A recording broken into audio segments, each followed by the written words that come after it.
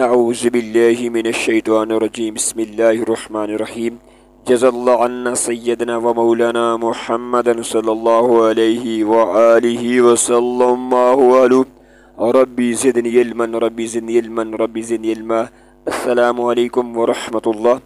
اچھے چینل کو سبسکرائب کرنا صدقہ جاریہ میں شامل ہے۔ اللہ تبارک و تعالی ہمیں عمل کی سعادت نصیب فرمائے۔ میرے مسلمان بھائیوں اور بہنوں، آج میں آپ کو حضرت یاسر بن عامر کے بارے میں کچھ بتاؤں گا۔ حضرت یاسر بن عامر رضی اللہ تعالیٰ عنہ یمن کے باشندہ تھے۔ یہ آپس میں 4 بھائی تھے، حضرت یاسر، حضرت مالک، حضرت حارث اور ایک چھوٹا تھا۔ یہ چوتھا نمبر بھائی جس سے سب سے زیادہ محبت کرتے تھے، ایک مرتبہ کہیں گم ہو گیا، جس کی ان کو کوئی خبر نہ ملی۔ یہ لوگ اپنے بھائی کی محبت کی شدت کی وجہ سے دل کے ہاتھوں مجبور ہو کر اپنے بھائی کو ڈھونڈنے کے لیے گھر سے نکلے۔ اپنے علاقے کا چپا چپا چھان مارا، لیکن ان کا محبوب بھائی ان کی نظروں نے نہیں دیکھا۔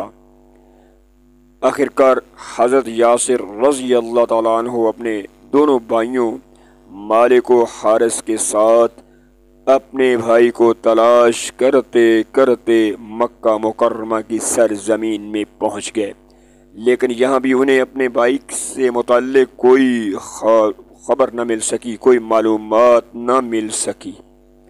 لیکن اس پاک سرزمین مکہ مکرمہ میں آقا علیہ الصلوۃ والسلام نے توحید کا پرچم بلند کر رکھا تھا، اور یہ دولت حقیقی حضرت یاسر کے مقدر میں لکھی جا چکی تھی۔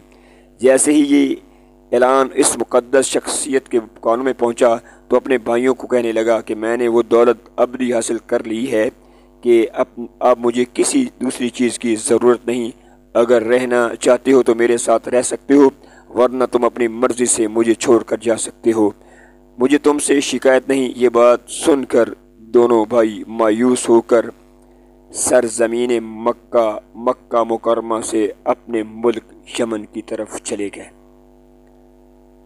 لیکن حضرت یاسر نے مکہ پاک میں سکونت اختیار کر دی اور یہاں حضرت ابو حذیفہ سے تعلقات قائم کر لیے۔ حضرت حذیفہ نے اپنی ایک نیک سیرت لونڈی حضرت سمیہ حضرت یاسر رضی اللہ تعالی عنہ کو بخش دی، جس سے انہوں نے نکاح کر لیا اور اپنی زندگی کے دن مکہ پاک میں گزارنے لگے۔ آخرکار اللہ تبارک و تعالی نے حضرت یاسر اور حضرت سمیہ کو خوبصورت اور نیک سیرت بچہ عطا فرمایا، جس کا نام عمار رضی اللہ تعالیٰ عنہ تھا۔ یہ مقدس بچہ آگے چل کر اپنی سیرت و صورت، کردار و گفتار، عشق و رسول میں جل کر تاریخ اسلام کا ایک مستقل لال بن گیا، جس کی سیرت و عشق کے واقعات پڑھ کر انسانی عقل دنگ رہ جاتی ہے۔ حضرت حذیفہ نے حضرت یاسر کو بڑی اچھی طرح سے رکھا تھا۔ پھر جب حضرت حذیفہ بن مغیرہ نے وفات کی تو آل یاسر اپنی زندگی کے لمحات گزارنے کے لیے کسی کے محتاج نہیں تھے۔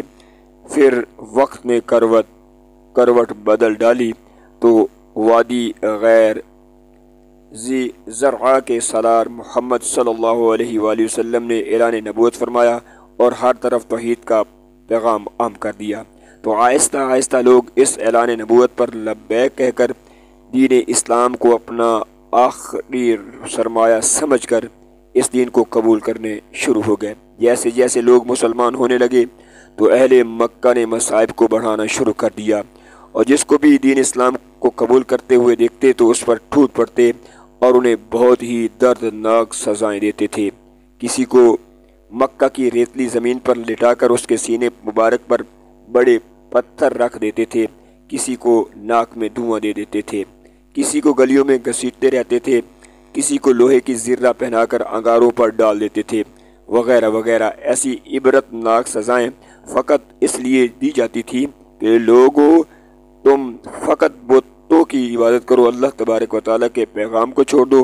لیکن جب سے سزائیں بڑھنے لگی تو حلقہ اسلام میں لوگ بھی زیادہ شامل ہونے لگے، اور توحید کے پرستاروں نے عزائم و کفار کو دیکھ کر اپنا جان، مال، اولاد قربان کر دیا۔